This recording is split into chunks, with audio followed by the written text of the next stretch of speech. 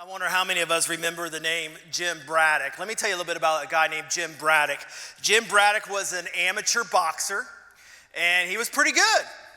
And Jim, about 2 weeks before the stock market crash in 1929, threw a punch and broke his hand. And so that's not good. By the way, if you're a boxer and you break your hand, that's not good. And so he breaks his hand, and he's devastated. And then on top of that, the stock market crashes. And so he's not ready to give up on his boxing career because he was supposed to be, he was always told he's going to be one of the greats. Over his next 22 bouts, he only won 6 of them. And people started to make fun of him, say, "You're a has-been," or "never was." And they heaped all kinds of insults on him. But you know what? He had a family. He was a man of character. And so during the Depression, because his family had to eat, he took any job he could get. And people would often recognize him, and they would make little sly remarks, or he would be treated really bad. But he had to work, and he had to do things because he had to take care of his family. And it was during this time where he had a dream that had been unfulfilled, a dream that was crushed, a life that was, it just didn't turn out the way it was supposed to, but he had to be the man and take care of his family. No matter the insults that were heaped upon him, the way he was treated. But this built something up in him. This built up his character.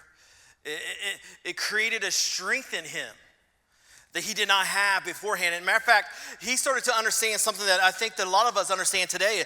It's simply this, that suffering produces a strength that comfort simply cannot provide. Suffering produces something in us. Suffering changes us. Suffering, if we will persevere through it, it will change who we are as a human. It's almost like a DNA change. Well, in 1934, so we're talking 5 years later, he gets a surprise invite. They need someone to fight in the undercard, which is the fight before the championship fight. And so they're looking around like, "Hey, we need somebody to fight this evening. It's short notice." They reach out to Jim Braddock.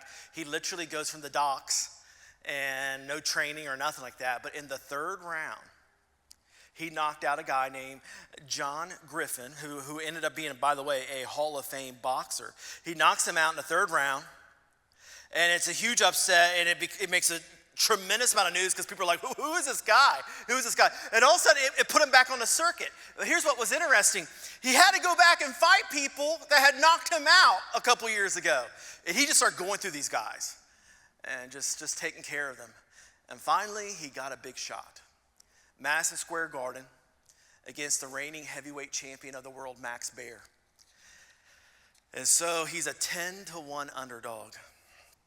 And let me tell you something, they beat the living tar out of each other for 15 rounds. At the end of 15 rounds, Jim Braddock got the decision. And he became known as the Cinderella Man. The man who had basically overcome every single odd. And still to this day, we in the sports world still consider this the greatest upset, the greatest comeback, probably in all of sports history. Now, today we're going to be looking at another Cinderella man, our man of the hour, Joseph. And this is unlike the last few weeks where we've been talking about how Joseph, it was a tough, bad journey from being the favored son to the pit and the prison. But today, Joseph's life is flipped upside down again as we look at it. But instead of another journey to a pit or a prison, it's the exact opposite. Today we're going to look at when Joseph went from the pit to the pinnacle. Let's look at God's word together. It says here, Joseph, by the way, is in jail at this time. And it says, after 2 whole years, pay attention to that phrase, 2 whole years. Pharaoh dreamed that he was standing by the Nile. This is 2 years, by the way, just some context. When Andrew preached last week, there was a cupbearer. Okay, and you had the baker, and they had these dreams, and Joseph interpreted them correctly. And Joseph said, "Hey, when you get back to your spot," talking to the cupbearer, "when you're exalted again, don't forget about me. Let the Pharaoh know that I was falsely accused, that I was stolen and put into slavery. Tell him my story so that he will get me out of this pit." the cupbearer forgot. And for 2 whole years, Joseph sat in wonder. But then we see God intervene. Because God gives Pharaoh a dream. And let's look at it. It says, so in the morning, talking about Pharaoh, his spirit was troubled. And he sent and called for all the magicians of Egypt and all of its wise men. But there was none who could interpret them. So this dream freaks Pharaoh out so much that he actually calls in all the interpreters, all the wise men, the magicians, everybody who could know anything about dream interpretation. He brings them all in from all over the country, from all over the world, because he is so troubled by this dream. And you got to understand that dream interpretation was a big business back then. Matter of fact, they had schools where people would go and they would be trained in dream interpretations. They had colleges for dream interpretation like Dream University, Nightmare College, Insomnia Community College. No, I'm just kidding. But they really did have colleges. This was a big deal. This was a big profession. People wrote books about dream interpretation. You could make a really good living off interpreting dreams. But here's the problem. He gathers all the interpreters, and guess what? They're still stumped.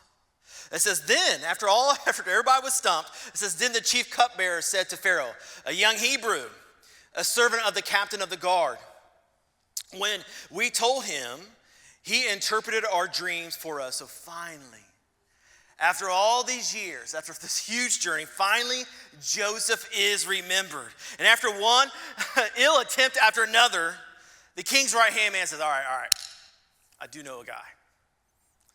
And let's look at what happens next. It says, then Pharaoh sent and called Joseph, and they quickly brought him out of the pit. By the way, I love that Moses still uses the word pit here. And when he had shaved himself and changed his clothes, he came in before Pharaoh.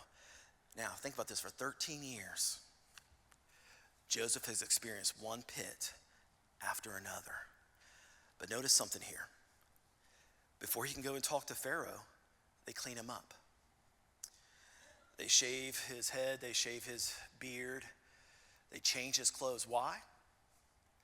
Well, back in that day, the Hebrew men who identified with Jehovah God, they would wear their beards very long. And they said, hey, before you can come into Pharaoh's presence, we need you to look more like an Egyptian, because we're going to be talking to a guy who believes that he's a god of the Egyptians. So they pretty much get rid of any semblance of him that looks like a Hebrew or has any Hebrew heritage. And he goes before the king. Now this, again, might not seem like a big deal to you. Like, James, why are you making such a big deal about him shaving his beard and changing his clothes? I'm going to get to that here in a little bit, okay? All right? Because Moses really leans in on this, all right? But first of all, let's look at how Joseph responds to Pharaoh. It says, and Pharaoh said to Joseph, I've had a dream, and there's no one who can interpret it. I've heard it said of you that you hear a dream and you can interpret it. So Joseph answered Pharaoh, and I love this. He goes, it is not me. God will give Pharaoh a favorable answer. So Pharaoh tells Joseph, like, listen, I know that you got a gift. You got some skills, and I know that you can interpret this dream, but let me tell you, let's look at the change in Joseph. Joseph says, not I, but God. And God's going to do this for you. You know what we see here? In that short little phrase, we see a changed man. Because when he was 17 years old, what did he do? He went around bragging. And he goes, let me tell you about this dream or this dream. And the dreams were all about him being exalted. But now he's been in the pit for 13 years. And his only hope has been God. His only companion has been God. And he says, let me tell you, don't give me any credit. Let me tell you what God can do. This is a changed man. We're talking to a different Joseph now. And see, he understood something. See, suffering humbles us. But it was his trust in God that sustained him and grows us. And the same thing is for us. We are going to be humbled. But let me tell you something. As we're in the midst of being humbled, if we keep our eyes and trust in the Lord, it's going to change us. It's going to sustain us. And it's going to grow us. And so Pharaoh tells Joseph the dream. And then Joseph wows him with his interpretation. So let me tell you the dream, sum it up basically. Basically, the Pharaoh had a dream that there were 7 skinny cows. And then there were 7 very fat cows. And the 7 skinny cows ate the fat cows, which is a weird dream. And then he saw 7 stalks of grain that were weak and looked horrible. And then they devoured 7 healthy stalks of grain. And so Joseph says, you know what? Here's what your dream means. And he says, for 7 years, we are going to have great harvest, plenty of cattle, things are going to thrive. But after 7 years, we're going to have 7 years of famine. And he says, after 7 years of famine, and if we don't do something now, the whole population is going to be wiped out. Here's what he's actually talking about, okay? We've seen famines that last for a year or two. Matter of fact, go back and look at China and Russia, 20s, and then I think the early 50s. There's a couple famines there that went for a year or two. Tens of millions of people died. 7 years famine? We're talking about worldwide devastation. This is an extinction event, okay? So God warns Pharaoh, hey, there's an extinction coming. We can't survive past 7 years of famine. Back then, the whole culture was agrarian. That was it. And so God spoke to Joseph and said, all right, here's what you need to do. And he speaks to Joseph and he gives Joseph a plan to save the whole world. Here's a man who's been sitting in a dungeon for 13 years. And God gives him the plan to save the whole world. Basically, he said, listen, here's what you're going to do. Put back 20% for 7 years. Okay? And he gave him the systems and the structures. And let's look at, he lays out this whole plan to save the world. Let's look at how Pharaoh responds. This proposal pleased Pharaoh. And then Pharaoh said to Joseph, since God has shown you all of this, in other words, the dream, the plan, the systems, he goes, there is none so discerning or wise as you. He said, you shall be over my house, and all my people shall order themselves as you command. Only as regards the throne will I be greater than you. And Pharaoh said to Joseph, see, I have set you over all the land of Egypt.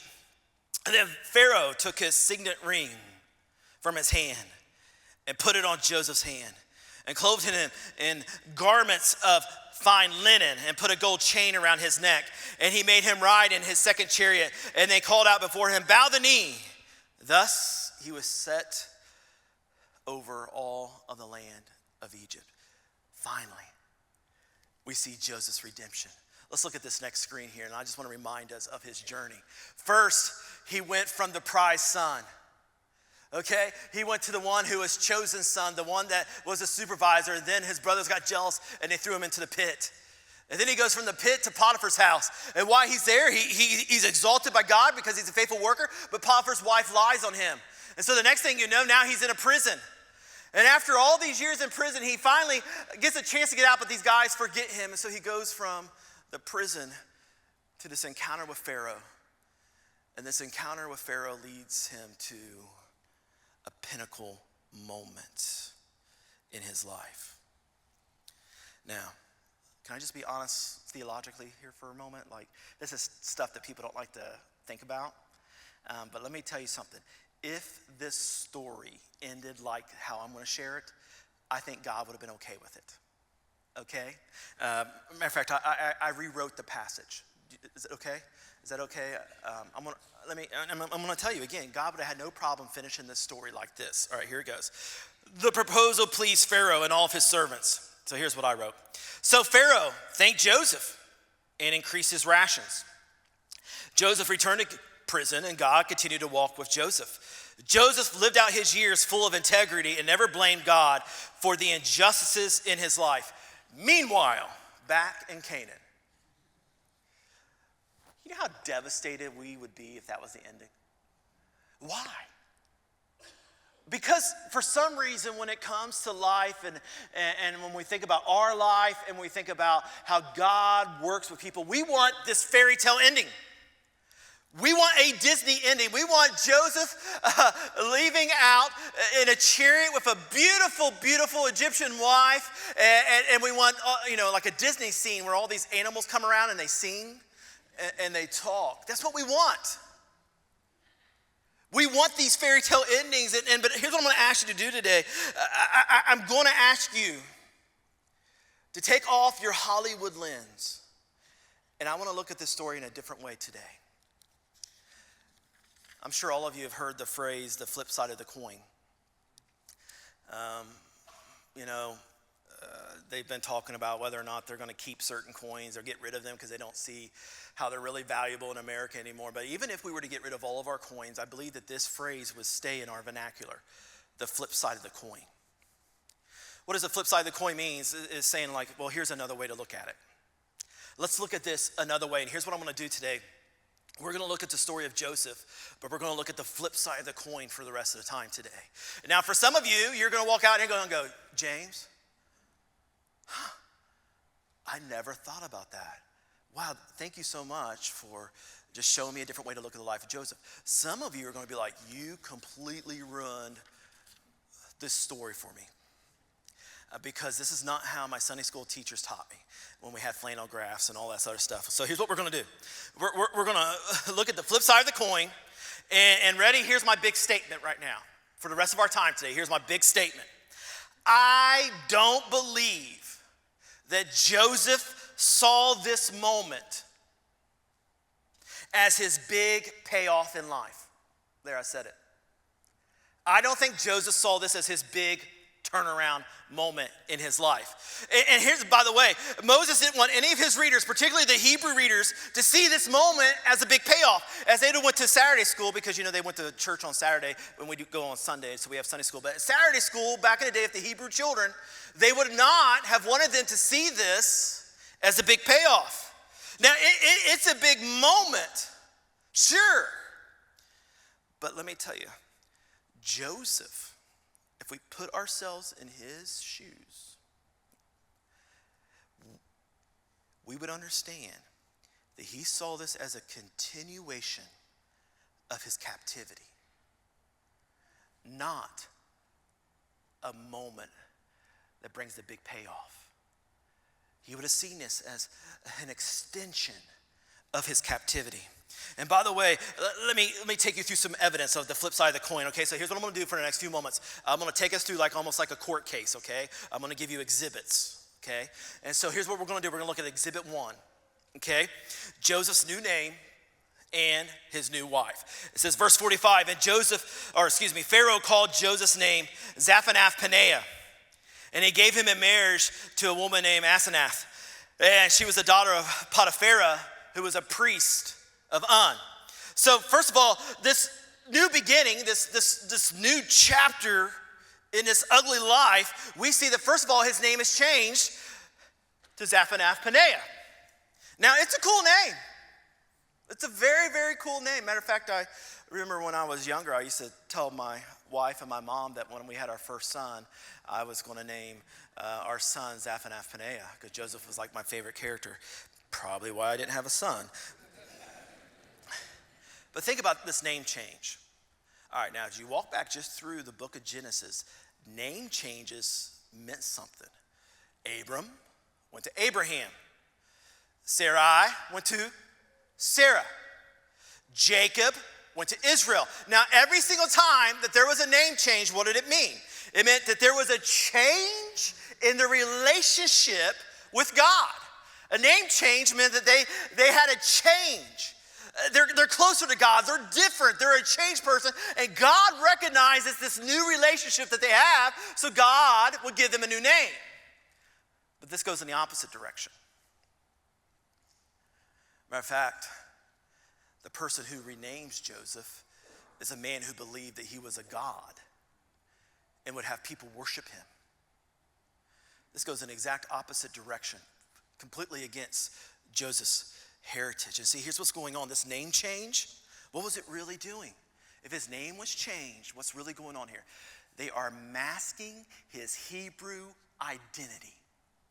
They're erasing his relationship with God to them. They're erasing his race, his heritage. They're giving him a new name. They're saying, you're with us now. Again, take off your Hollywood lenses, you'll see it. Because Genesis 41 is not the big payoff. Secondly, he's given an Egyptian wife. I'm sure that she was absolutely beautiful. I am sure that if Joseph was here today, he'd be like, no, be careful with what you're about to say. I love my wife. But again, Here's what you have to understand. When you look earlier at the marriages in Genesis, it was a really big deal for his family to go find women of their own tribe. And so by Pharaoh saying, this is going to be your wife, again, he's erasing his Hebrew heritage. Okay, now, again, Moses is being very clear about this. This is what he's wanting his readers to see, okay? This, again, is not the big payoff. Exhibit number 2, Joseph was not able to return home. Exhibit number 2, it says what? It says, so Joseph went out over the land of Egypt. Now, again, think about this. Do you think that Joseph was okay with living the rest of his life in Egypt?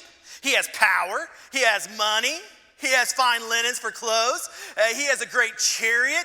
He's got money. He probably has a cupbearer. He has gold. He has a beautiful wife. He has everything that somebody could, imagine writing on a list and saying, wouldn't it be great if I had this? He had it all. But look at his dying request. Joseph said to his brothers, I'm about to die. Then Joseph made the sons of Israel swear, saying, God will surely take care of you, and you shall carry my bones up from here. Joseph never stopped dreaming of going home. His last dying request was, I didn't make it back. I never made it back home. Can you at least take my bones there? Wow. Again, this is not his big payoff. Joseph sees this as a continuation of his captivity. Then exhibit number 3, the naming of his children. Okay, let's look at this. 2 sons were born to Joseph. Joseph called the name of the firstborn Manasseh. For he said, God has made me forget all of my hardship in all of my father's house. And then he goes on, the name of the second he called him Ephraim. For God has made me fruitful in the land of my affliction. Now here's what you got to understand. Again, names are a really, really big deal in Genesis. And often when you give a child a name, there's a story behind this child's name. The name that you give your child was a part of your family's story. And this was a big part of the Hebrew tradition, especially in Genesis. So they were very, very careful with their name selection. You know what? I took great care in the selection of my child's name. I thought for sure, I was convinced when Gina got pregnant that we were going to have a boy, okay? Because I just could not imagine why God would ever give me a girl, okay? Because almost every girl I had ever met thought I was an idiot. And Gina thought I was about 40% idiot, but she still rolled the dice. I didn't know anything about girls. I didn't grow up around girls. And I'm like, why would God give me a girl? Surely, because I was so into sports and so into athletics and hunting and all. I'm like, surely God would not give me a girl. Well, then some video evidence came out in a room, and it was clear I'm having a girl. And I walked away from that moment. My wife is excited as can be. I walked away just like, oh, man. Felt the weight of the world come on me like, what am I going to do with a girl? I don't know what to do with a girl. But you know what? I started to think about her name. And I started thinking, you know what? I want my daughter to grow up strong-willed and strong-minded. By the way, 19 years later, check. Like, my Lord. But I wanted her name to speak into her character. And so during that time, I had for the last year been studying the Protestant Reformation. I got really deep into it. And this was when Martin Luther changed the whole world by bringing up that, hey, let's just stick with Scripture instead of following whatever the Catholic Church says that we should do. And this changed the world. Well, as a result of this, Martin Luther started going around to these monasteries. And because you had priests and nuns who had taken a vow of celibacy, but now they're leaving the Catholic Church, they need to get married. So what does he do? He brings them all out. He would go to these monasteries, and he'd bring out the priests, and he'd bring out the nuns, and he would say, all right, you marry you. And they'd be like, oh, okay. I mean, what do they know? I mean, they never dated. And they were just happy, like, oh, Lord. And he would go, you. But According to my professor, the story goes simply like this, that when he pointed to the woman that was going to be his wife someday, she says, "No, I'll take you." And he said, "Okay." And as history goes on to show that she was a phenomenal, strong-willed, strong-minded woman of God. And here's what he did. He called her my dear Kate. And if you read through his books over and over again, he'll talk about my dear Kate. Now that Kate stood for Katerina, but he called her my dear Kate, and that's where my daughter's name comes from. Kate turned into Caitlin. And so her name, I took great care in naming my child. So you can imagine Joseph, here he is. He spent all these years in captivity. And for the first time in his life, guess what? As this is the first time in his adult life that he actually gets to make the choice. Think about this. This is his first choice that he is completely free to make. And so what does he do? He says, I'm going to tell the story of my life through my kids. Their names were so important. And you got to remember, again, this is his first time. He's received a name. He's received a new outfit, everything, a new identity. But here, he's going to make an impact with his children's name. So he calls the first one Manasseh, which says, God has made me forget all of my hardship and all of my father's house. He wasn't saying I forgot my father. What he's saying is, I went through some really tough times. Life was pretty horrible. I went from one pit to another. I was abandoned and rejected by my family. I was lost in prison. I had a pretty miserable life. But my God has made me forget all that, because my God has healed me, my God has restored me, and my God has been good to me. So he says, you know what my God has done? My God has restored my soul. And this son, Manasseh, represents this. And then he talks about his other son, Ephraim. And Ephraim, which in the basic Hebrew just means fruitful. But it means so much more, because he says that God has made me fruitful in my land of affliction. Did you pay attention to that last word? In the land of my affliction. He has a palace. He has a chariot. He has servants. He's got money, food, clothes, power. I mean, we're checking off the list of every single thing that a human might possibly want in this world. Status. But what does he call this place? The land of my affliction. He still longed for home. Joseph was a boy who just wanted to go back home. He wanted to see his family. He wanted to know his father again. But he says, you know what? Here's what. God has still made me fruitful despite all of this. And here's what he was doing. This was a big, big punch in Pharaoh's nose. Because he was saying, you know what, Pharaoh, you've given me all this, but I don't want to be identified with you in my legacy. No. I'm naming my children because I want to be identified with God in my legacy. It's a big deal here. Very, very, very big deal. He's thinking big picture. First time he has freedom to choose, he's thinking about his legacy. And here's the thing I want everyone to know as we close up today. All of us are going to leave a legacy. And what is your legacy? A legacy is what lives on after we've lived our life on this earth. So the last few minutes today, I want to talk about, what are you leaving this earth? What legacy are you going to leave here? And I think there's three different types of main legacies. There's the first one, simply this, a relational legacy. Let me tell you, as a pastor, I've been to a ton of funerals. Do you know what I've never heard somebody say in a funeral? How much money somebody made. Never heard it. Barely do I ever hear anything even about their career. Do you know what takes up the word count at funerals over and over and over and over and over again? No matter what anybody's accomplished, no matter if it's a 1,000 or 10,000 square foot house, guess what everyone talks about at your funeral? So guess what your legacy is? They'll talk about how this person loved me, what this person meant to me, how this person treated me. At the end of the day, your legacy, the biggest part of your legacy is going to be about how you treated other people and the imprint you left in their life. Now, some of us, we're like, oh man, I got to get to work on that legacy. Well, let me tell you something. Here's some good news today, because some of us in this room might not have been building a great relational legacy, but if you haven't, let me tell you something, and I say this over and over again, it's not over until it's over. Because there's another type of legacy. There's the thing called the redemptive legacy. And maybe you're sitting here saying, I'm not going to have the relational legacy. Me and my kids, my ex-spouse, we got some issues. But let me tell you something. There's something that you can live called a redemptive legacy. And see, Joseph's story reminds us that it's not over until it's over. So if you're here today, your story's not over and your legacy's still being built. If you would have asked me about my dad's mom and dad when I was probably in my teens, I probably wouldn't have gave them raving reviews.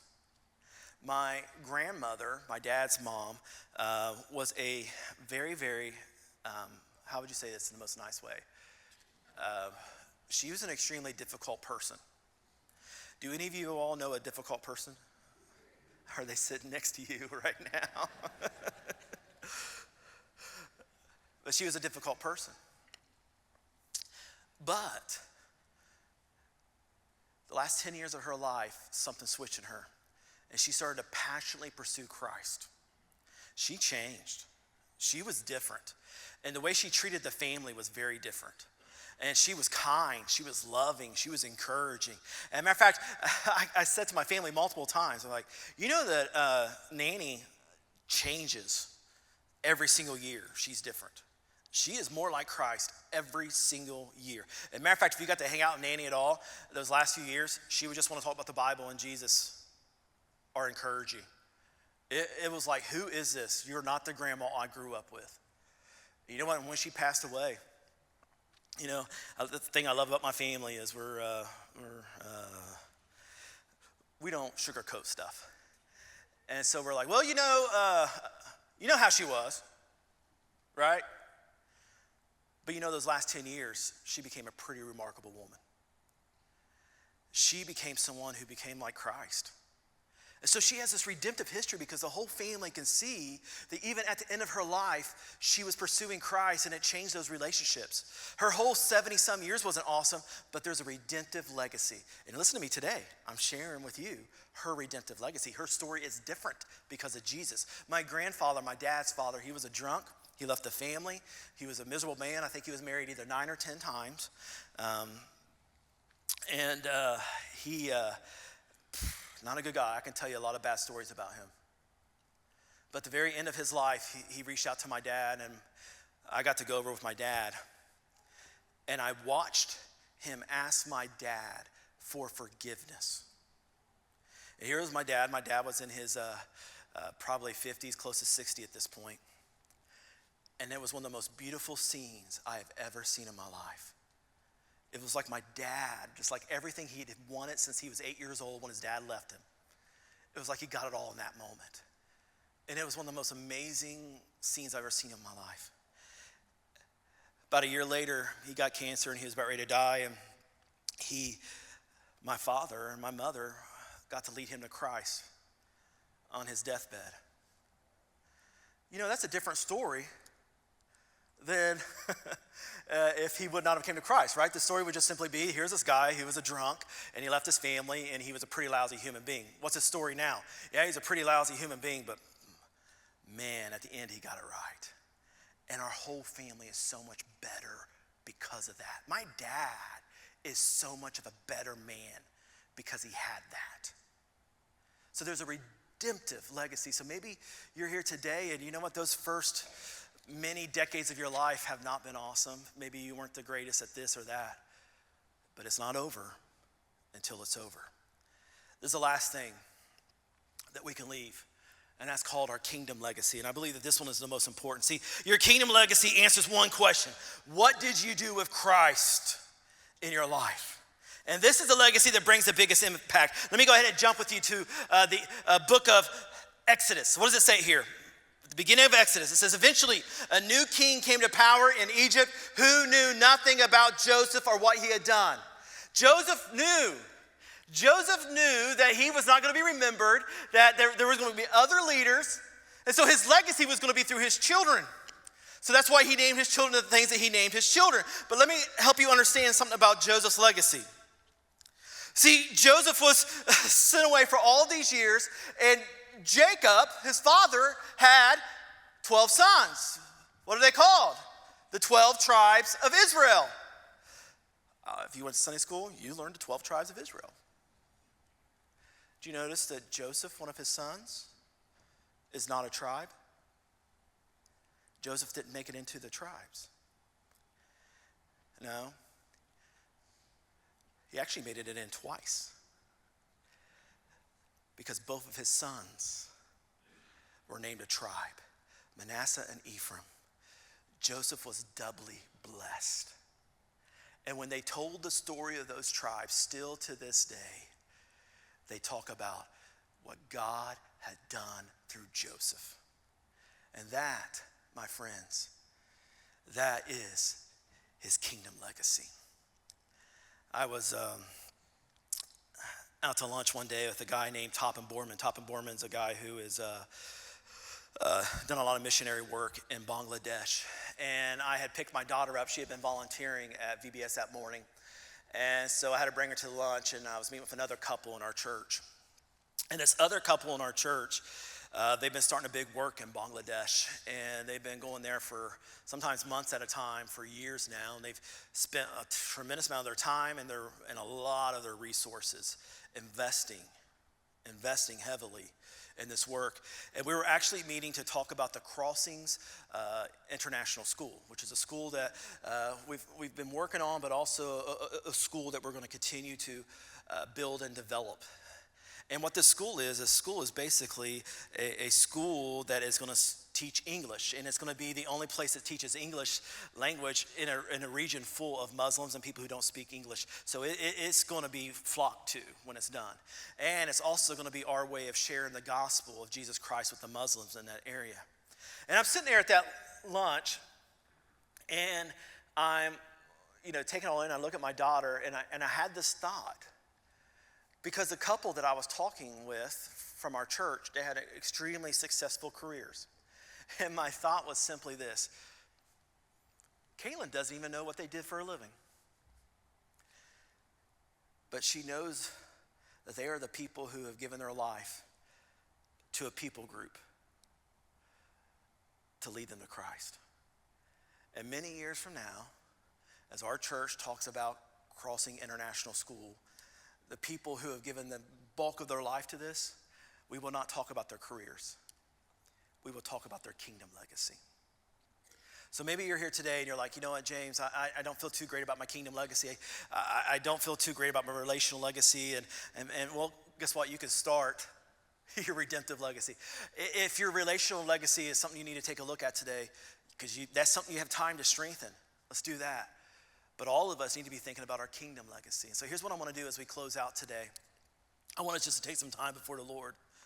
And I want you to take some time. We're going to take 2 or 3 minutes just to pray and process and think. And think through your relational legacy. Think through your redemptive legacy. And also think through your kingdom legacy. And here's what I want you to do. I want you to simply say, Lord, lead me and guide me. You show me what to do, because it's all about you. Can you do that? Can we take some time today to process our life at a bigger level? Let's take some time. Let's go before the Lord.